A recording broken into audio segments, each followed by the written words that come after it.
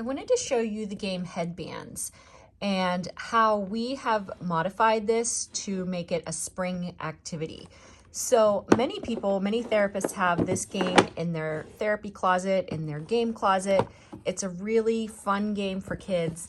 It says it's aged for 7 and 7 up, but this is really, you can use it for any age, really. And it's such a great game for working on communication skills, language, social, emotional skills, flexible thinking, cognitive shift. There's a lot of executive functioning skills, fine motor skills, and it's just a fun game for kids and all ages. So when you open up the game, you'll see these headbands inside. They are adjustable plastic straps, so you can fit them to go around your forehead. And then once you have it snapped to fit your forehead, there's this little slot here where you put in one of these cards.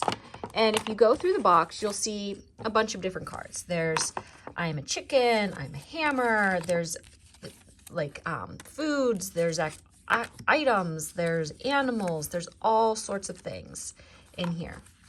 So when you're playing, you will turn these cards over so you can't see what they are, select one of the cards, and without looking, you will slide it into this slot while it's on your head. So everyone in the group will know what you have on your head, but you won't know. So the object of the game is to ask questions that help you to identify what you are. And the game does have this key card where you can use the sample questions to help you identify the card that's on your headband. So you could ask the other players, do I have legs? Am I a pet? Am I an animal? Can I swim? All sorts of questions. It's basically like a physical version of 20 questions with the cards. So just with this alone, it's such a great activity for developing so many different skills. Kids love this game. Now, I wanted to show you how we took this game and we made it into a spring version. So we actually have several different versions of this game, one of them being spring. And I made these cards. I just drew them on colorful cardstock and cut them into index-sized pieces of paper. So because they're cardstock, they are a little bit more sturdy than a piece of paper, but you can draw any pictures on here. I just basically took spring words that I could think of, like watering can, kite, chick, baby chick, and drew a simple picture to go along with it. And then my daughter and I colored in the pictures. So we took this game to one of the holiday parties at my kids' school and played this as a party activity. And the kids in the school really enjoyed this because it was a game that they knew. Most of them knew the game Headbands. They've played it before, and they really enjoy that game.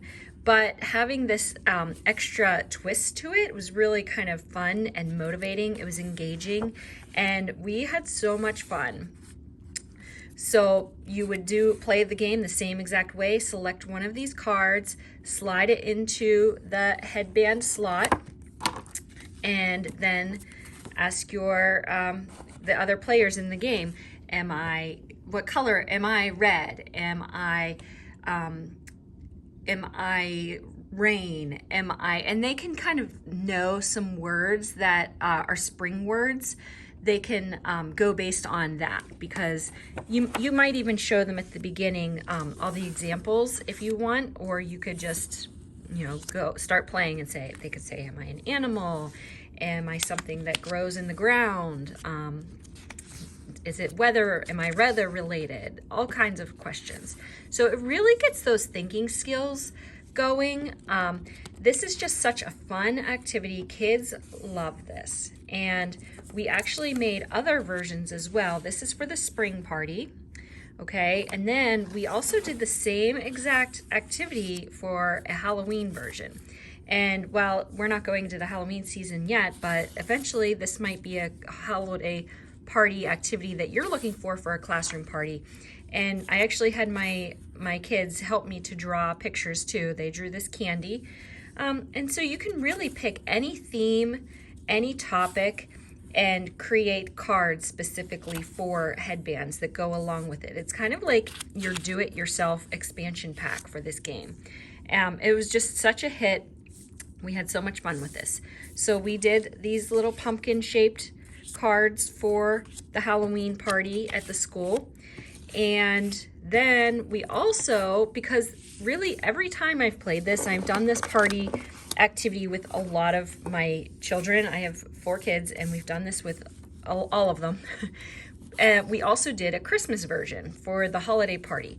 And you can kind of, depending on the school rules or the type of school that you're at, you can pick out different cards that are appropriate for what's appropriate at your school. So we have all these different options, and you can kind of just pick and select the ones that you want to use based on the holiday party or the theme of the party. Maybe it's just a winter party and you're going to go with snowflakes, snowmen, igloos, hot cocoa, those kinds of things.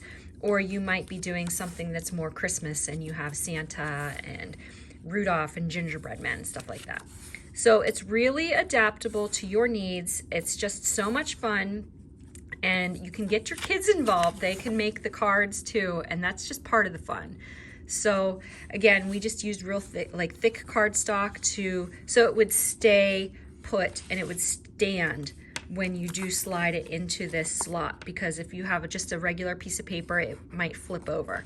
So we were sure to use a little bit more sturdy paper.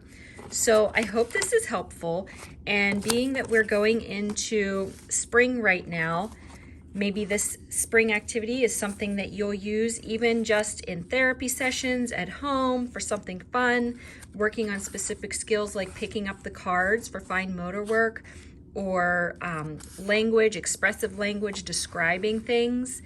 You can adapt this game even further by putting the card into the slot, and then the therapist or the adult working with the child can say, your card has a picture of something that is purple. Your picture has a stem. Your picture has leaves. And then they can, based on that description, identify the word that is on their headband. So there's a lot of ways to adapt this game to meet the specific needs of the kids you're working with, and just to make it fun, engaging, motivating, and just a fun activity. This is one of my kids wrote hi on there. So yeah, it's just really open-ended. It's up to you, and I hope that this is a helpful therapy activity for you, and let me know if you try it. Comment below and let us know how it goes. If you make any other themes of your own, we'd love to hear about that. So that's all for today. Bye.